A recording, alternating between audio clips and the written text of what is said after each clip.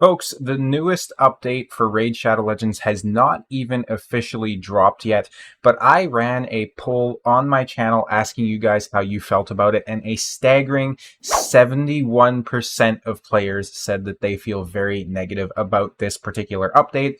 It's me. I'm players. I also feel very negative about this update. We're going to be reacting to the Raid Shadow Legends Siege Battle Tactics video that Plarium themselves just put out recently, and we're going to essentially see why everybody is reacting with kind of a harsh criticism to this particular update. And I'll be talking about a few things that I think should probably be changed about it as well. Go ahead and leave a comment down below. Make sure to let me know what you guys think of the update. I'd be very curious to hear your thoughts on it, especially considering that over 70% of the player base on my particular survey said that they don't like it. Go ahead, vote on that survey as well if you want to make your opinion heard. Let's go ahead and hop into it. Hello, everyone. Welcome to the second part of our Siege update preview. Last time, we looked at Siege's core mechanics and toured the clan fortress's many buildings. For this video, we'll drill down on the various phases of a siege and see how clan versus clan combat actually plays out. So cry havoc and let's slip the dogs of war, for battle awaits. Each siege is divided into 3 phases: prep, matchmaking, and battle. The prep phase lasts 12 days after the previous siege. First thing I've heard mentioned here a lot, and I am also of this opinion, is that 12 days is an obscenely long time for a preparation phase. That means that you're going to have almost 2 weeks between each particular siege. I think it would be a little bit better if it was maybe a weekly thing or something like that. Instead, I know there's already a lot going on in the game, and I'm assuming they're going to try and stagger this between, clan versus clans or something like that. I highly doubt that we'd have this event running at the same time as a CVC. It is very possible. Maybe it'll fit into the schedule quite well, but at a first glance, 12 days does seem like a very, very, very long time for a preparation phase. It's going to mean that you're staring at this overall board look quite a bit, I would say, just making sure your teams are up to date and all those sorts of good things. Giving your clan ample opportunity to repair and upgrade your buildings, determine who is defending each building, and activate the bonuses and conditions you want to use in the upcoming battle. You'll also be able to pick up any uncollected rewards and review battle reports to see how your clan fared in the last siege. During the prep phase, you cannot scout out any other clan fortresses or declare any attacks. Once the prep phase ends, the matchmaking phase begins. This will match your clan against an opposing clan of a similar strength, assuming you meet all the necessary conditions to begin a siege. For everyone's first siege, clans will be matched based on various factors like their CVC performance and clan league position. After that, victory points will be the main metric for matchmaking. If your clan hasn't set at least 15 defense teams within your clan's fortress during the prep phase, you won't be put into the matchmaking pool. I think this makes perfect sense. Having at least 15 defense teams needed means that at least 15% of your players are going to have to be active in the game. It makes sense that you don't want to have an inactive clan going against a clan that has a full 30 active people, right? So I do think this is probably the best way to do it. You want to have clans that are nice and full up with players and really engage that community element of it. And that's what really helps to keep games like this alive. So I think this part of it was very, very well done, in all honesty. This is to ensure inactive clans don't interfere with matchmaking, and means newer clans aren't being thrown into a match without being properly prepared. Finally, the battle phase begins. Your opponent's fortress will be revealed, and you have 2 days to conquer it. Buildings cannot be repaired during the battle. I think 2 days is a little bit too short of a time to go through this amount of battles and try and get this amount of strategy figured out. For me, at least, Raid is kind of a casual game. I say that even though it's open on my phone like 24/7, but with farming, all the dungeons that we have to do, the fusions that are going on, the regular clan boss attempts, the city of Centranos that we also have going on, with the faction wars that we're farming and still don't have quick battles on that, by the way. As well as Doom Tower battles, still no quick battles there either. It's going to add so much time bloat to the game. Maybe that's their intention, in all honesty, but I think a lot of players are probably going to get burnt out of farming through Centranos, then coming into another game mode, and you have only 2 days to get through this, and it looks basically exactly like Centranos, and you're basically fighting for rewards that might not even happen, as we'll cover later in the video. Small spoiler there for you.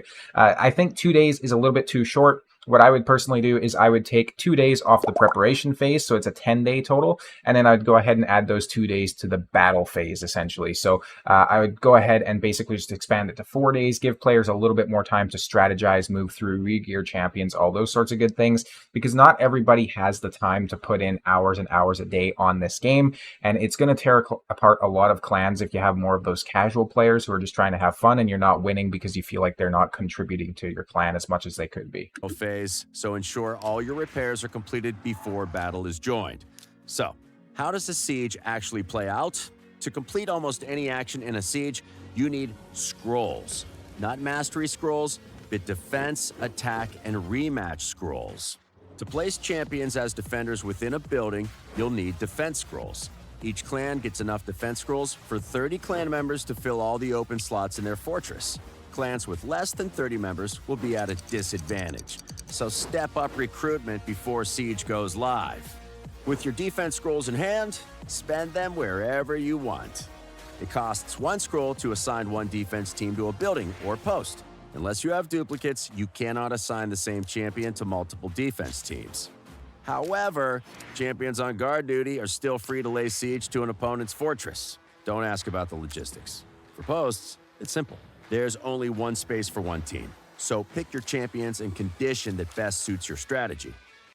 Now, I think I do like this condition side of it, where you can see like one of the conditions they added here was only Dark Elves champions can be used. I think this is really going to help in some cases to be kind of a balancing act between, you know, the whales and perhaps the people that aren't so whaley. So, for example, myself, I have Taurus and Marichka. So if I can lock an enemy team into only being the Bannerlords, there's a better chance that I'm going to be able to successfully defend that, right? Because I have those strong champions. Whereas if we look at, for example, if it was Lizardmen, I don't have Lazarius, whereas a lot of whales do.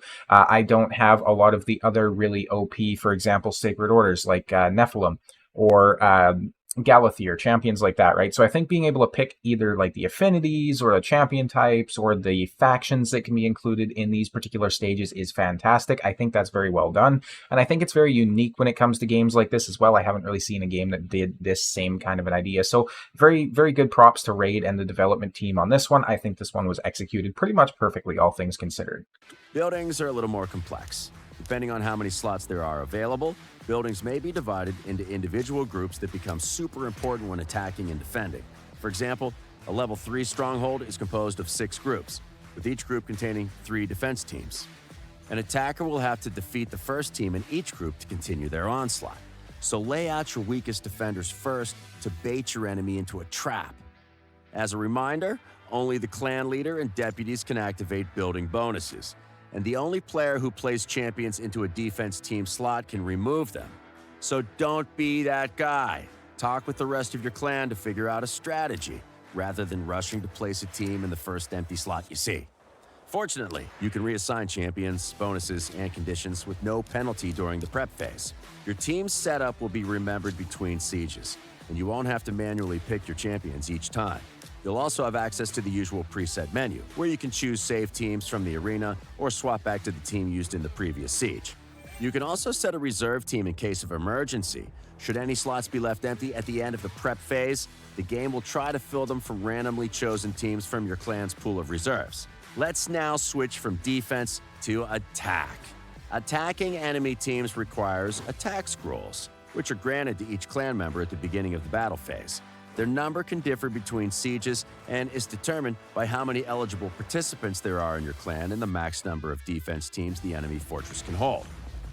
I want to say as well, real quick, this is something that I haven't really seen anyone else talk about, but the backgrounds on these particular fights I think looks fantastic. It really helps you feel like you are in that siege sort of situation, right? So seeing, you know, kind of like your siege towers back here and your trebuchets that are like literally right next to the wall for some reason, but they had to include it to make it feel like a siege, I suppose. And then obviously you see the walls over here, everything is on fire. It's a very, very cool looking aesthetic. You'll also get one additional attack scroll just for good measure. Now, before you ask, no, you cannot airdrop right into the enemy stronghold and call it mission accomplished. You'll need to fight your way through the enemy's fortress, taking out posts and buildings to clear a path for the remainder of your clan. Battles between teams are strictly 1v1, so once someone is declared an attack, no one else can intervene until the battle is finished. Should the attacker fail to defeat the defending team, another clan member can try their luck, or the initial attacker can spend a rematch scroll for another shot. You're not locked into using the same team when rematching, so change up your tactics accordingly. As mentioned, larger buildings like a stronghold will require defeating each team within multiple defense groups. There's kind of a meme video that I've been thinking about doing for a while that's going to be even more funny now that we have this gameplay feature introduced. I won't really go into the specifics of it, but essentially it just, revolves around how many the ridiculously high number of currencies that we have in the game. We have over like 40 currencies in the game at this point. It is insane.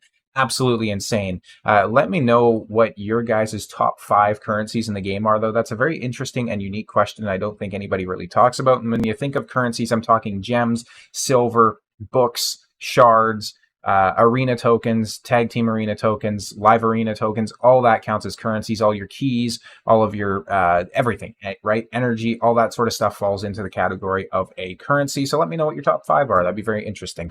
Players can attack the first team within each separate group simultaneously, but they can only move on to the next team in a group after triumphing over the one before it. Should you come across an empty slot, you can capture it without a fight, though this does mean spending an attack scroll. To claim a building from the enemy, you must defeat or capture every slot within it. When you do, the building is considered destroyed, disabling any bonuses that building may provide to the enemy.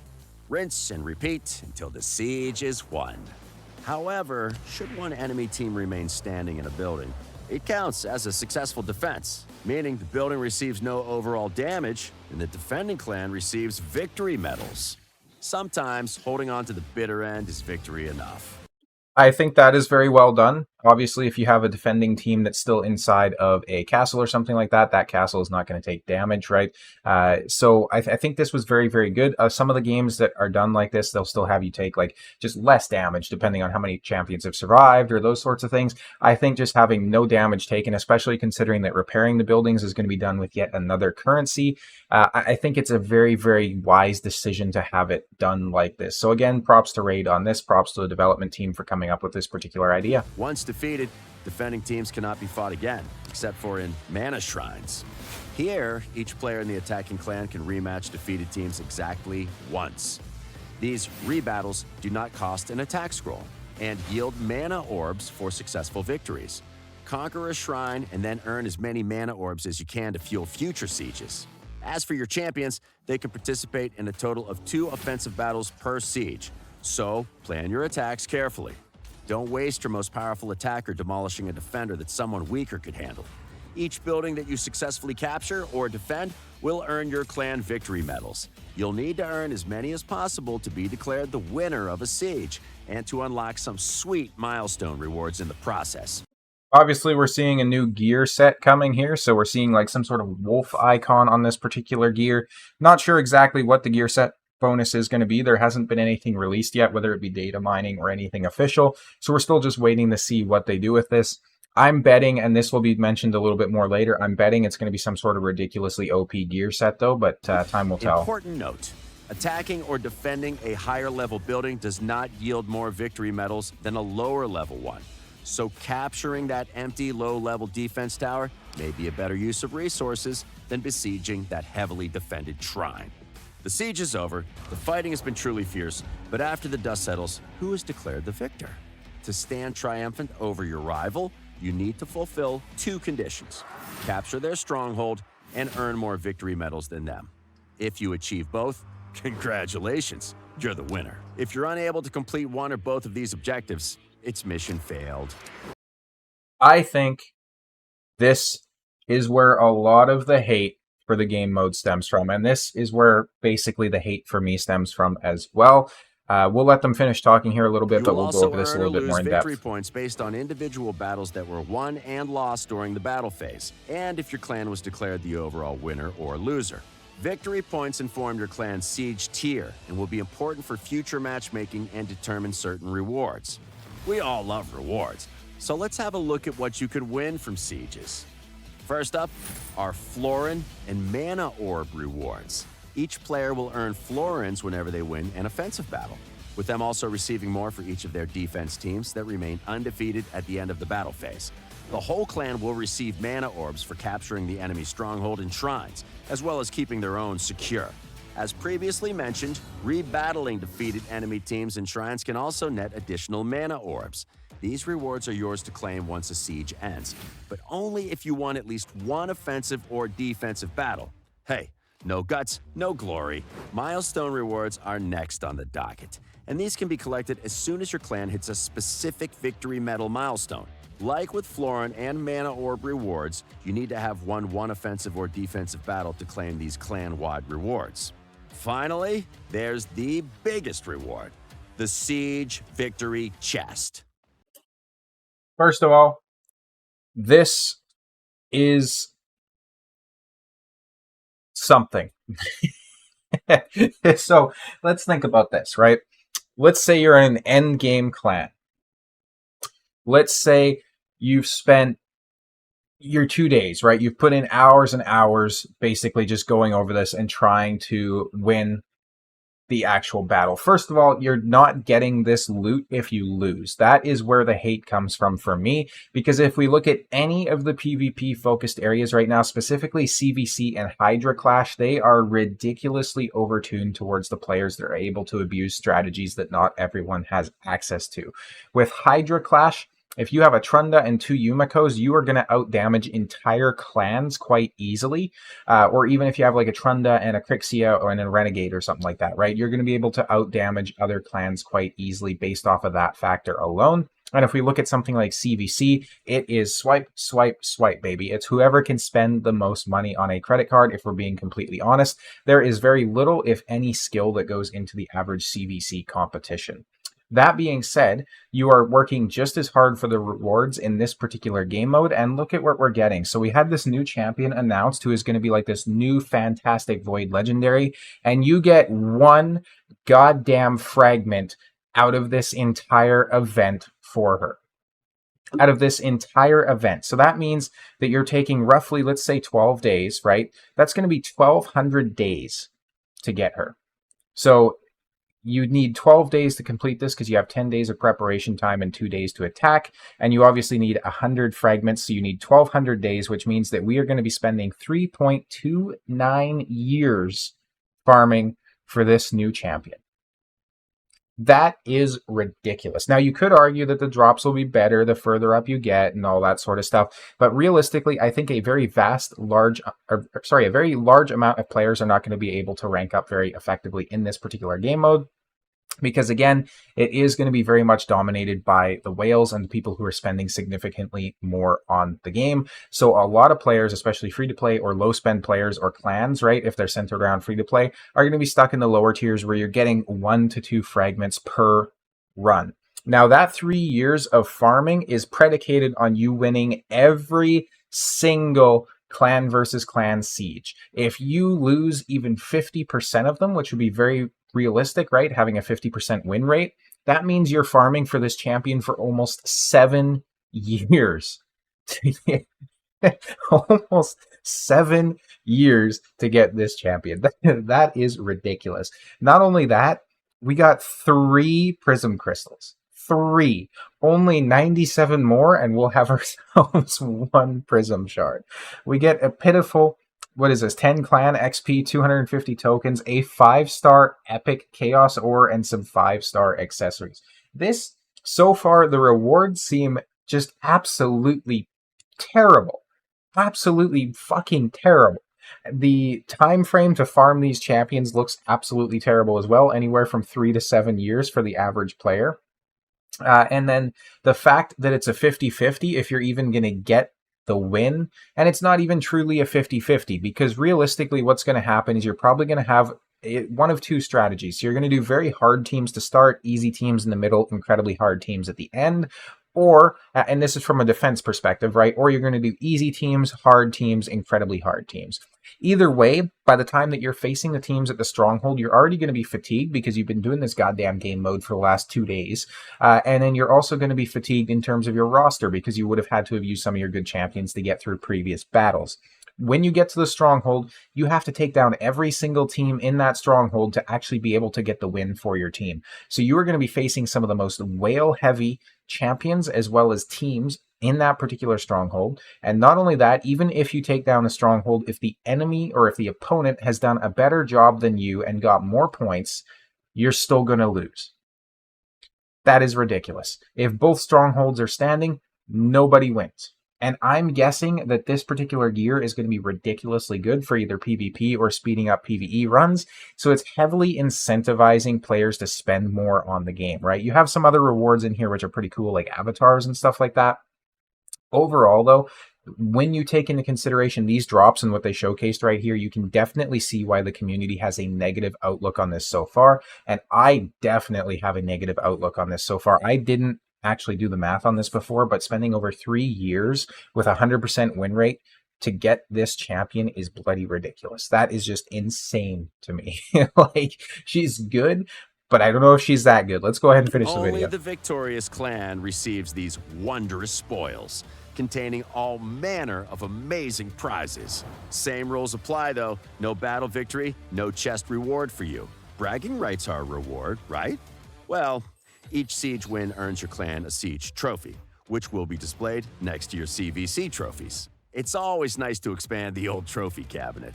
There are also dedicated siege leaderboards, where you can see which clan members donated the most florins or mana orbs, as well as who racked up the most battle victories. For you clan leaders and deputies, inspect these results carefully. You can see who are your star players and who can be trusted to lead the charge in future sieges. With that, the siege is over, my brave warriors. The prep phase kicks back in, giving your clan 12 days to rest, collect rewards, and prepare. Another thing I want to call out here, I'm not entirely sure why, but for some reason there's a timer when you're placing your defense team. I don't know why that's the case. Like, just let players click through and, take their time. Why is this timed? Like, it doesn't make much sense. Unless for some reason it's locked out so that other players can't access it while you're doing it, I guess. But, like, still, at the same time, just allow people to take their time. Why is it, like, 3 minutes? Give them, like, 5 minutes, 10 minutes, something like that, right? Like, don't rush people setting their teams up, right? Like, it's something that takes time, especially if you want it to be done 12 well. days to rest, collect rewards, and prepare for the next battle. And that concludes our update preview too. Man, that sure was extensive. We hope this guide has prepared you for your future siege battles, and you're excited to fight alongside your fellow clanmates very soon. As always, hit that like button, subscribe for all the latest and greatest raid content, and leave a comment on what excites you the most about Siege. I think this particular video shows us one thing and one thing alone. If we want to do well and if we want to acquire the new champion within good time, we are going to have to remortgage our houses, and we are going to have to swipe, swipe, swipe, swipe away, baby. Thank you guys all so much for watching, and I'll see you in the next video.